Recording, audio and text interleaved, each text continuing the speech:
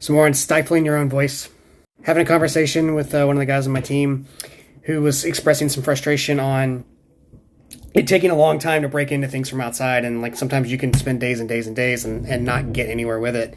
And I was kind of telling him like that's how hacking is. That's how breaking into companies from outside is. And so I suggested he read the Phineas Fisher write-up talking about how he broke into the hacking team people. And then I started talking about all these old e-zines that came out in like the 2000s, because that was like really core to InfoSec culture, was the whole black hat versus white hat thing, and where the black hats would actually own the white hats and like dump their mail spools in these magazines. So that got me. When I went to go look for those links to him, I was actually reading one of them. I was actually reading Zero for Owned 5. And as I was reading that, it occurred to me that came out in either 2008 or 2009. I was just getting started on InfoSec. And I remember reading that, and I said, ooh, I don't think I ever want to get big enough to where I would attract the attention of those kind of people.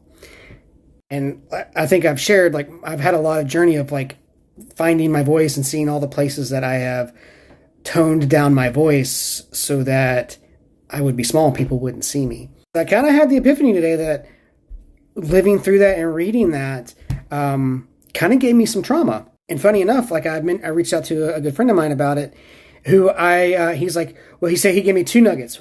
One, just because you didn't experience the trauma you feared doesn't mean you didn't receive trauma from it, which was pretty powerful. I spent a lot of time worrying about getting owned and having all my stuff put on the internet. And the second thing is he said, oh yeah, that happened to me while I was traveling. He was in that zine. I had forgotten that he got hacked. And I just hadn't gotten to that part of the thing. It's like thousands of lines long. I hadn't gotten to that. And so it really doubled down and reminded me like we were friends of that. And I remember that I had the memory of that happening and being like, holy shit, I don't want that to ever happen to me. That is the last thing I want to have happen. So again, was another one of these, like, I don't know if there's a clear message except to know and look for those moments that may have attributed to behavior later that don't always happen as a child. They may happen as an adult or someone that's new in the field and new in your field.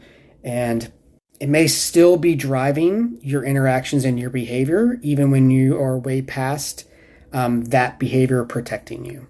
So hope that helps. Love some comments. See you later.